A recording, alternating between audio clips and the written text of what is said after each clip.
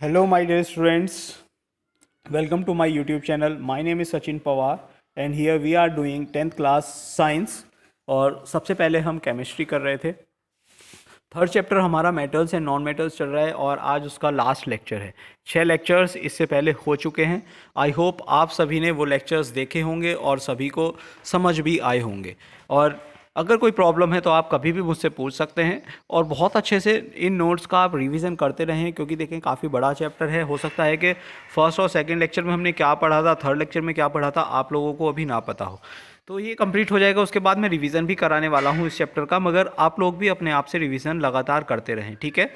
और जैसा कि मैंने लास्ट लेक्चर में आपसे बोला था कि कोई भी स्टूडेंट ये ना समझे कि ये छुट्टियाँ चल रही हैं। मेरी कल कुछ स्टूडेंट से बात हुई है, तो बहुत ज़्यादा आप सीरियस नहीं हो इस टाइम को लेके।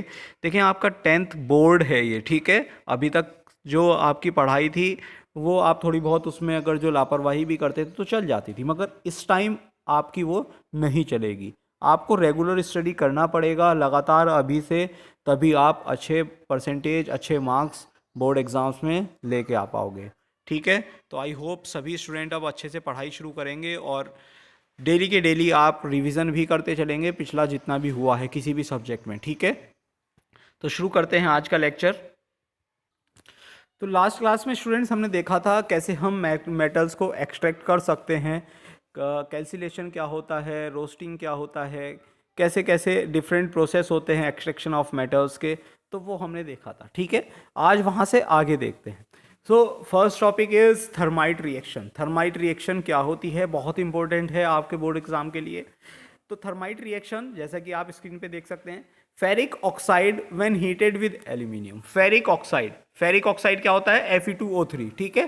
फेरिक ऑक्साइड को जब हम क्या करते हैं, हीट करते हैं एल्यूमिनियम के साथ, so it reduce to iron metal. तो फेरिक ऑक्साइड क्या होता है, उसका रिडक्शन होके आयरन मेटल बन जाता है।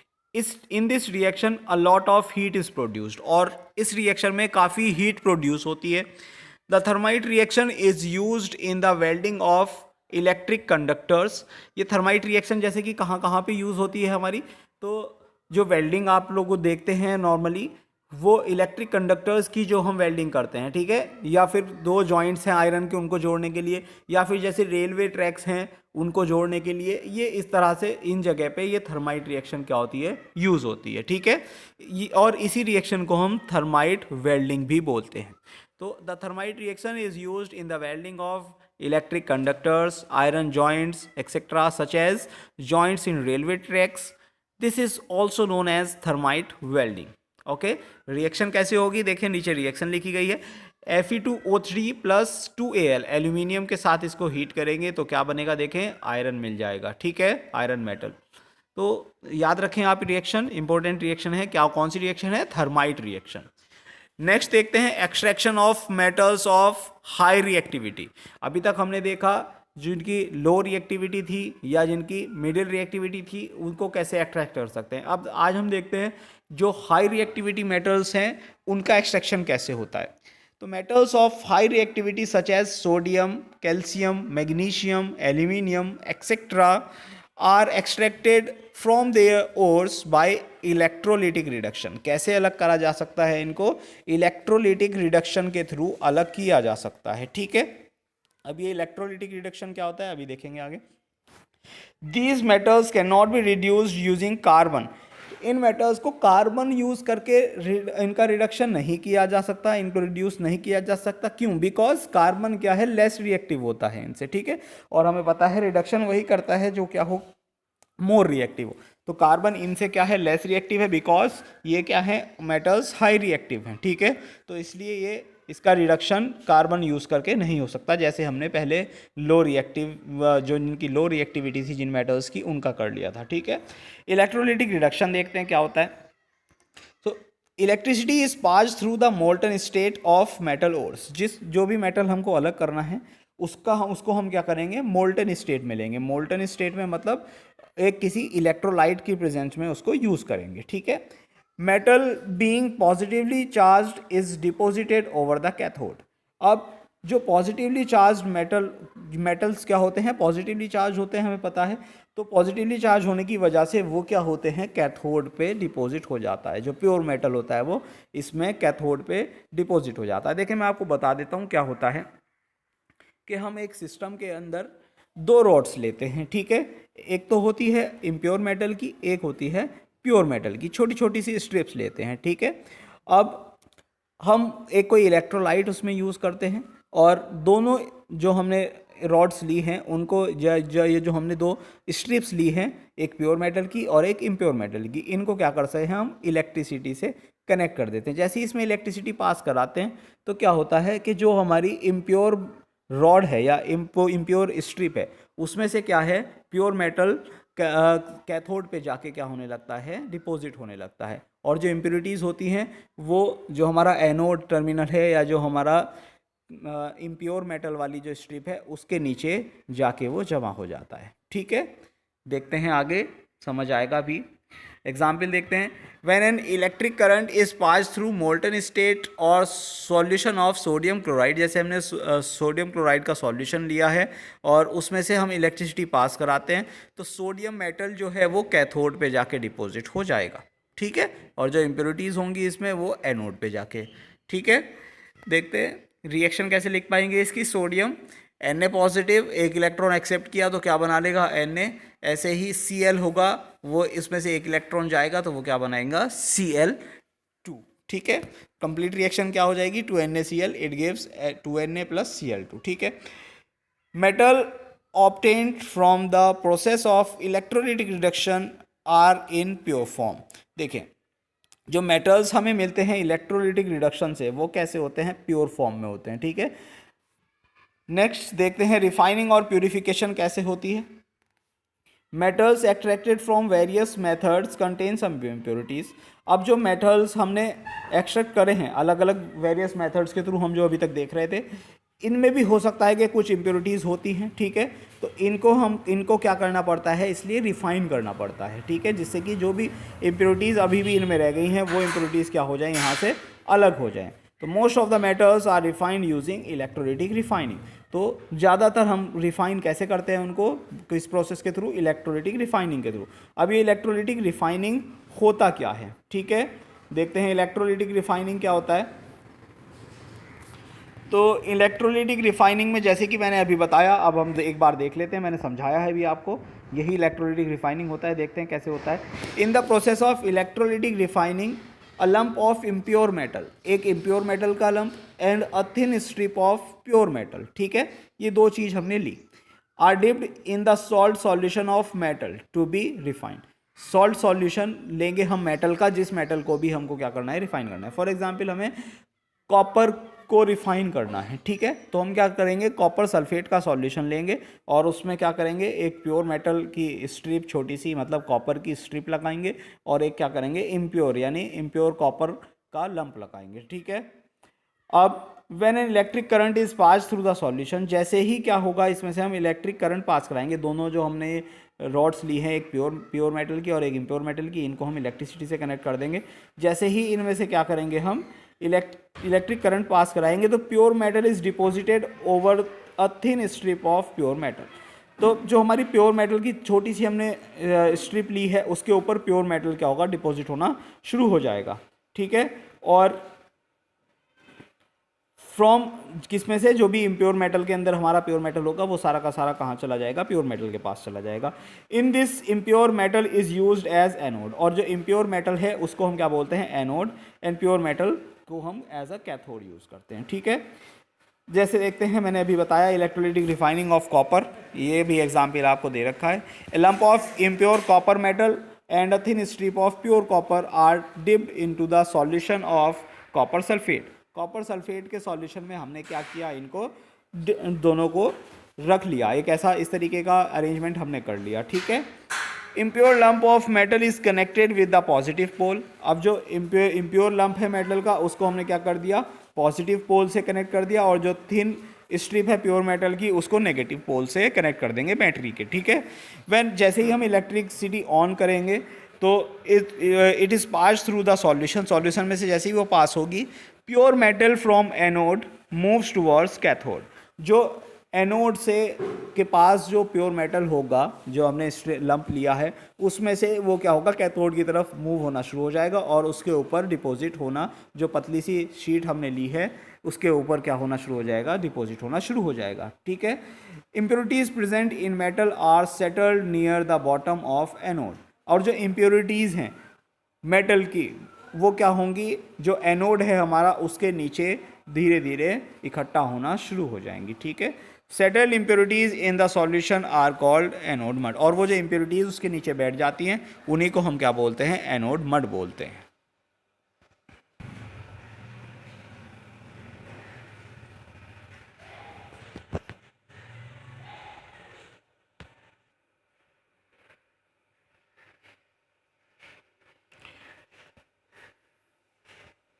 अब देखते हैं आगे। जैसे इसकी रिएक्शन क्या हो जाएगी, कॉपर से 2 इलेक्ट्रॉन ये क्या करेगा, लूज करेगा, तो क्या हो जाएगा, 2 पॉजिटिव बना लेगा। और 2 पॉजिटिव जो कॉपर होगा वो 2 इलेक्ट्रॉन जैसे ही एक्सेप्ट करेगा तो वो क्या करा लेगा, Cu बना लेगा। तो ये जो प्योर मेटल है ये हमको मिल जाएगा। ये किसकी, हमारी कैथोड और एनोड दोनों की रिएक्शंस हैं। ठीक है। नेक्स्ट देखते हैं कॉरोजन क्या होता है। Most of the metals keep on reacting with the atmospheric air. ज़्यादातर मेटल्स जो हैं वो एटमॉस्फेयर में जो एयर होती है या ऑक्सीजन होती है उसके साथ क्या है, रिएक्शन करते रहते हैं। This leads to the formation of a layer over the metal. इससे क्या होता है, मेटल के ऊपर एक लेयर बन जाती है। In the long run the underlying layer of metal keeps on getting lost due to conversion into oxides और सल्फाइड्स ऑफ और कार्बोनेट एक्सेट्रा। अब जो जैसे धीरे धीरे बहुत लंबा ये प्रोसेस हो जाता है, बहुत लंबे टाइम तक ये रिएक्शन करता रहता है, तो जो मेटल की जो ऊपर वाली लेयर होती है वो धीरे धीरे क्या होती है, ख़राब होती जाती है, क्योंकि उसके क्या हैं, और वो अपने ऑक्साइड्स में, सल्फाइड्स में या कार्बोनेट्स में चेंज होती चली जाती है। एज अ रिज़ल्ट क्या होता है, मेटल गेट्स ईटन। मेटल क्या हो जाता है, धीरे धीरे ख़राब हो जाता है। इसी प्रोसेस को हम क्या बोलते हैं, कॉरोजन बोलते हैं। ठीक है। नेक्स्ट देखते हैं रस्टिंग ऑफ आयरन। आयरन पे रस्ट होना। तो rusting of iron is the most common form of corrosion. ठीक है। लोहे पे जंग लगना सबसे कॉमन एग्जाम्पल है कॉरोजन का। When iron articles like get, grill, fencing etcetera come in contact with moisture present in the air, the upper layer of the iron turns into iron oxide। देखें, आप लोगों ने, बहुत लोगों ने देखा होगा, जैसे कुछ गेट वगैरह हैं या कोई भी लोहे की चीज़ आपको बनी हुई दिखती है, तो लंबे टाइम के बाद क्या होता है कि उस पर धीरे धीरे वो क्या करती है, मॉइस्चर में जो प्रेजेंट एयर होती है उसके साथ रिएक्ट करके अपने चारों तरफ एक आयरन ऑक्साइड की लेयर बना लेती है। ठीक है। ये आयरन ऑक्साइड जो होता है ये ब्राउन रेड कलर का होता है।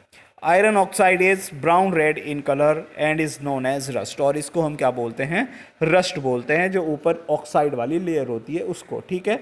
और इस फिनोमिना को हम क्या बोलते हैं, रस्टिंग ऑफ आयरन बोलते हैं। ठीक है। अगर जो ये रस्टिंग होती चली जाती है धीरे धीरे, तो आयरन जो भी है हमारा वो भी क्या होता है, धीरे धीरे ईटन अप हो जाता है और ख़त्म हो जाता है।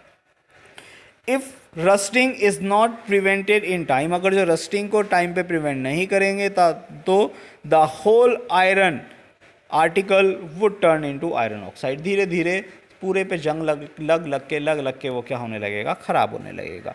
This is also known as corrosion of iron. इसी को कोरोजन ऑफ आयरन भी बोलते हैं या रस्टिंग ऑफ आयरन। इससे क्या होता है, बहुत ज़्यादा पूरे साल भर अगर जो ये होता रहे तो बहुत ज़्यादा लॉस हो जाता है। ठीक है। अब इसको कैसे प्रिवेंट कर सकते हैं अगर जो ये रस्टिंग हो रहा है तो प्रिवेंशन ऑफ रस्टिंग, जैसे कि for rusting iron must come in contact with oxygen and water. देखिए, मॉइस्चर की प्रेजेंस ज़रूरी होती है तभी रस्टिंग होती है। मॉइस्चर नहीं होगा तो रस्टिंग नहीं होगी। तो उसको बचाने के लिए क्या कर सकते हैं, rusting is prevented by preventing the reaction between atmospheric moisture and the iron article. तो हम क्या करेंगे, आयरन आर्टिकल और एटमॉस्फेरिक के मॉइस्चर के बीच में हम रिएक्शन नहीं होने देंगे। कैसे बचा सकते हैं इसको, by painting, by greasing, by galvanization, by electroplating और बाय एलॉइंग। ये हमारे कुछ प्रोसेस हैं जिनके थ्रू हम ये रस्टिंग को प्रिवेंट कर सकते हैं। ठीक है। नेक्स्ट देखते हैं एलॉयज़ क्या होते हैं। द होमोजीनियस मिक्सचर ऑफ 2 और मोर मेटल्स, 2 या 2 से ज़्यादा मेटल्स का होमोजीनियस मिक्सचर, या फिर मेटल और नॉन मेटल का, और अ मेटल और ए नॉन मेटल, या तो दो या दो से ज़्यादा मेटल्स मिलें या मेटल और नॉन मेटल मिलें, उसके होमोजीनियस मिक्सचर को हम क्या बोलते हैं, एलॉय बोलते हैं। ठीक है, टाइप्स ऑफ एलॉयज देखते हैं कुछ जो हमारे सिलेबस में हैं। First one is ferrous alloys, N alloy in which iron यानी Fe इज प्रेजेंट। ऐसा एलॉय जिसमें आयरन प्रेजेंट हो उसको हम क्या बोलते हैं, फेरस एलॉयज बोलते हैं। फॉर एग्जांपल मैग्नीज स्टील है, इसमें 86% आयरन और मैग्नीज 13% और कार्बन 1% होता है। निकेल देखते हैं, निकेल स्टील, इसमें आयरन 98% होता है और निकेल 2% होता है। नॉन फेरस एलॉयज, ऐसे एलॉयज जिसमें आयरन ना हो। N alloy does not contain iron. ठीक है, फॉर एग्जाम्पल जैसे ब्रास है, ब्रास के अंदर कॉपर जिंक होता है। ठीक है, और ब्रॉन्ज है, ब्रॉन्ज के अंदर कॉपर और टिन होता है। ठीक है, तो इस तरीके से ये क्या कहलाते हैं, नॉन फेरस, बिकॉज इसमें Fe या आयरन प्रेजेंट नहीं है। ठीक है, नेक्स्ट देखते हैं अमलगम क्या होता है। तो अमलगम मरकरी के एलॉय होते हैं। ठीक है, जिसमें मरकरी प्रेजेंट हो। N alloy in which mercury is present, तो ऐसा एलॉय क्या कहलाता है, अमलगम। जैसे कि सोडियम अमलगम यानी Na और Hg जिसमें प्रेजेंट हो, या फिर जिंक अमलगम जिसमें जिंक और Hg प्रेजेंट हो। ठीक है, प्रॉपर्टीज़ क्या होती हैं एलॉयज़ की, ये बहुत काफ़ी इंपॉर्टेंट है, आपको याद रखनी है। देखते हैं, alloys are stronger than the metal from which they are obtain. जिस मेटल से भी हमने क्या करी है, एलॉय बनाया है, वो एलॉय उस मेटल से हार्ड होता है, स्ट्रॉन्ग होता है। ठीक है, it is harder than the constituent metals. जितने भी मेटल्स उसके अंदर हैं उन सबसे वो क्या होगा, हार्ड होगा। मोर रेसिस्टेंस टू कोरोजन, कोरोजन मतलब जल्दी से उसका कोरोजन नहीं होगा, ज़्यादा रेसिस्ट कर सकता है वो उसको।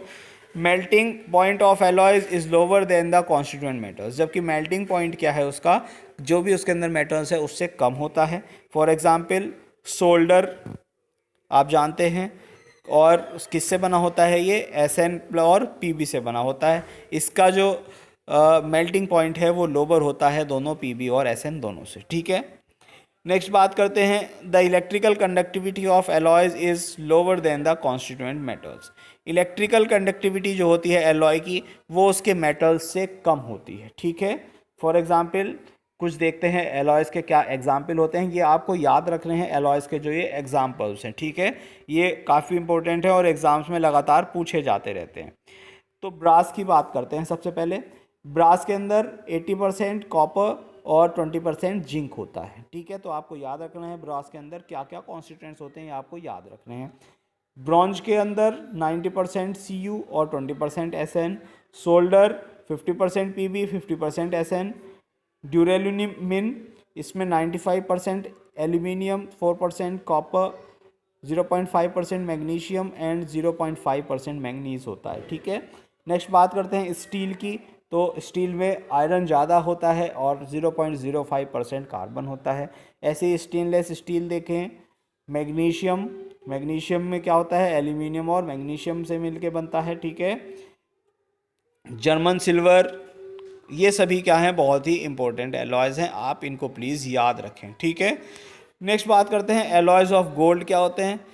Pure gold is said to be of 24 carats. जो प्योर गोल्ड होता है उसको क्या बोलते हैं हम, 24 कैरेट का बोलते हैं। और gold is alloyed with a small amount of silver और copper to make it hard. अब ऐसे गोल्ड को क्या है, एलॉय थोड़ा सा इसमें मिक्स किया जाता है, या तो सिल्वर के साथ या कॉपर के साथ, जिससे ये क्या हो जाए, थोड़ा हार्ड हो जाए, क्योंकि जो प्योर गोल्ड होता है वो बहुत ही ज़्यादा सॉफ्ट होता है। ठीक है, तो स्टूडेंट्स जो ये हमारा third chapter metals and non metals था, इसका जो हमारा ये पूरा थ्योरी वाला पार्ट था ये अब कंप्लीट हो गया है। तो नोट्स प्लीज़ आप अपनी कॉपी में सभी बहुत अच्छे से प्रिपेयर करें और इसका रिवीजन करें। ठीक है, क्योंकि काफ़ी बड़ा चैप्टर है, आप लोग भूल जाओगे अगर इसका रिवीजन अच्छे से नहीं करोगे। आप लोग प्लीज़ इसका रिवीजन कर लें। इसके बाद नेक्स्ट लेक्चर में मैं आपको इसका रिवीजन कराने वाला हूं। ठीक है, उसके बाद हम इस पे जितने भी इम्पोर्टेंट क्वेश्चंस बनते हैं बोर्ड एग्ज़ाम के लिए, या फिर आपके जितने भी क्वेश्चंस किसी भी एग्ज़ाम में आ सकते हैं, या जो आपको पता होना चाहिए सभी चीज़ें इस चैप्टर के बाद, वो मैं आपको लेके आऊँगा। ठीक है, तो आप अभी क्या करें, बहुत अच्छे से पढ़ाई करें, सभी सब्जेक्ट पढ़ना बहुत ज़्यादा ज़रूरी है। प्लीज़ आपको कम से कम 3 से 4 घंटे सेल्फ स्टडी करना ज़रूरी है अगर आपको 10th क्लास में अच्छे मार्क्स लाने हैं तो। ठीक है, और आगे आपको मैं और अच्छे अच्छे वीडियोस देता जाऊंगा, बताता जाऊंगा कैसे किस टाइम पे आपको कितनी पढ़ाई करनी है, कितना ज़्यादा कैसे कैसे आपको टाइम टेबल बनाना है। अभी तो आपको जितना बताया जा रहा है आप इतना करता चलें, जो भी कुछ आपको एक्स्ट्रा करना होगा वो आपको बता दिया जाएगा। ठीक है, मेहनत करें और चैनल को सब्सक्राइब ज़रूर कर दें ताकि आपको दूसरी वीडियोस का नोटिफिकेशन आता रहे टाइम टू टाइम और आप लोगों का कोई भी लॉस ना हो आपकी वीडियोस में। ठीक है, तो that's all for today students, thank you.